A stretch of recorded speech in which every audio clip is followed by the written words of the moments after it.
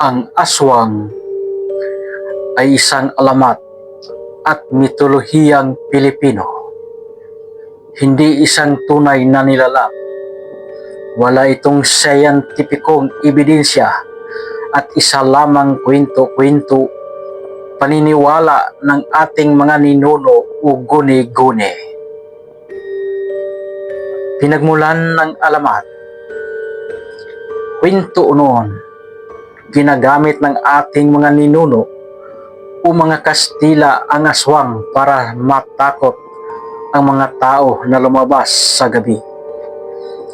Maling akala, ang mga kakaibang tunog ng hayop sa gabi ay pinagkamalang aswang. Ang sakit, may mga taong may sakit na kakaiba noon na hindi maintindihan ng iba kaya pinagbintangang aswang. Ano ang epekto nito sa lipunan?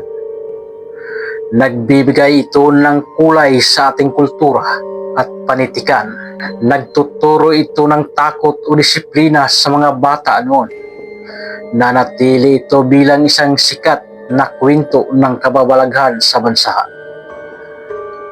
Tumanda na lang ako sa mundong ibabaw na wala pa akong na-encounter na aswang maliban sa mga amoy na aking naamoy katulad ng ulam at tinapay.